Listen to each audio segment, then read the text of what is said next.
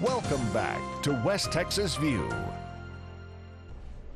Before the break, Dr. Spellman was telling us that there was a study done in which they had put people into 3 categories, where they made their own plan to lose weight and were on their own, and then another group that had a phone support help and a program designed for them, and then a third group that had actual face-to-face support. And asked if I knew which was the most likely to lose the best and the most weight. And I would have thought that a really disciplined person could do it just as well on their own. But you said that by far the group that had face-to-face counseling and support did it. That's right. You know, I always come back, to how long can a really disciplined person keep something up by themselves? Hard. Maybe for a year or 2 or 3, but we're in this for the long haul. It really takes support. It's like, let's come back to lifting with all my weightlifting buddies. Yeah, I can lift, but I kind of like keep doing the same thing. Unless Kevin's there, saying, do it. Yeah. Is that all you're gonna do? You gotta push. You really need support. There's another study, where they had, how about just regular visits to see how you do? How about regular visits with a monthly follow-up? Or how about if we do education, the plan, the follow-up, how does it work? And this differs slightly from the first ones that we talked about, which proved that you need a group. This second set showed that you actually need education also. I mean, it'd be like, if you want to go lift weights and you don't know what you're doing, how do you know what you're supposed to work on? You need a little education. I know. So you also need some education to go along with your plan. Which I've got a good analogy. I was going to learn yoga, and I got a tape, and then I sat there and I said, I don't know whether I'm doing this right. Am I wasting my time? How many people bought PX90 and it's still in the box? I know. How many do Insanity and it's still in the box? I know, that's true. Yeah. That's true. Okay, so now let's talk about pills for weight loss. Okay, we got to do this. I have to do my confession.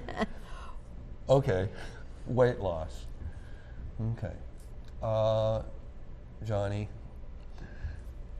I used to weigh 230 pounds. And I do not believe that. I did. I do not believe that. And that was actually for quite a while.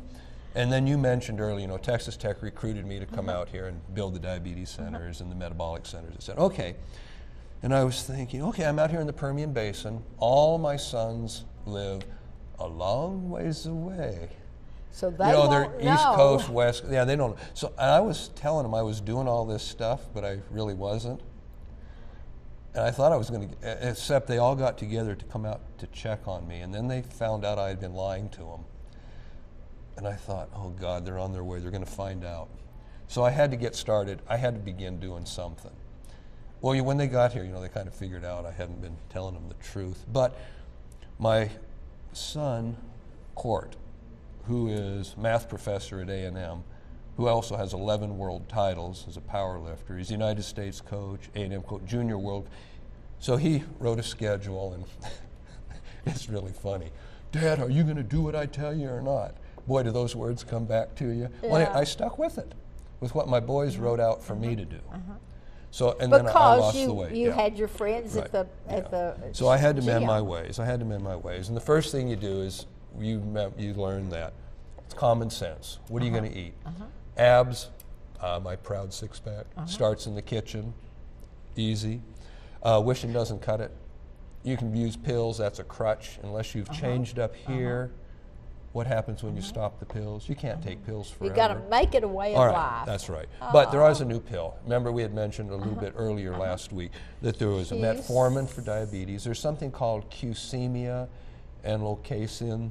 Those are a couple of new pills. We talked about what they were made of, but they're prescription. They're prescription pills. And then when we were at a break, you were going to ask me, well, how do you use it? When do I use it? And do they work? Remember? Okay. So, once again, I guess you'll find doctors that if you walk in and just say, oh, I need a pill to lose weight, they'll write a script. But most don't. Most don't. Most doctors say, well, let's set up a plan. I want you to get educated, and I want you to demonstrate that you can do something first. Good. If you lose some weight and show me you're dedicated and you're losing weight, good. If you hit a plateau, maybe that's when we pull these out and then we'll use these. And they actually work quite well. There's some patients, who got busy. They lost about 5–10% of their weight. We used the Qsemia or the Locacian on them. And you know that some of them dropped as much as 50 pounds in a year. Some of them lost 25 pounds and they've maintained it. So it can be a combination of two things. It starts here, that I'm going to do it. The abs begin in the kitchen. Wait, no more chow. Demonstrate that you're willing, and then we've got some really good stuff to keep you going.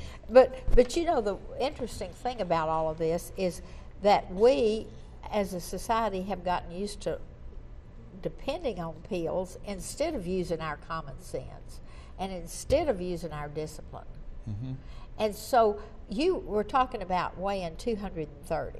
Yeah. And so how did you feel? Was that not enough to make you want to go to the gym? Isn't it amazing how we look and deceive ourselves? Well, it's not that bad. I'll do it tomorrow. I'll do it tomorrow. Well, I'm happy with the way I am. I'm doing okay. Not really. Yeah, it's tough. It's tough. But so what? Nothing in life is easy. But you feel so much less sluggish and more alive. I dropped. I went from 230 down to 150. I started lifting, and right now I'm at 170 to 175. And that's your ideal weight. Now on a seated bench, that's a machine, I can bench 505. Tricep extensions, 250. I mean, this is pretty good. Most kids can't do that. My weightlifting buddies can blow me away. But for an old man pushing 70, that's not bad. And all it was is... But you're working on your heart, you're working on pre-diabetes, you're working on all of those things that you're going to... Oh, absolutely. Your psychiatrist friend, Dr. Bobby Jane, he's at that gym twice a day, even though he does all the diet in addition. You should have seen where he was before he started, and he dropped it all. Yeah. That is amazing. So it can happen. Well, so anyway, we do have pills to help us, but we should not let that be the thing that we depend on. Okay, what else puts us at risk for diabetes? We've got about 30 seconds, and then we're going to have to take a break. Good. Things that can put you at risk. How about this? I guess I'll stay up and watch Tosh 5.0. No, I really got to see my last episode of Dr. Phil that I recorded. You get to bed at midnight, you get up at 5. So sleep is not one of the things that I thought about. We're going to take a break. We're going to come back and talk about this because this blew me away when I heard about the sleep importance. Stay tuned. West Texas View will be right back.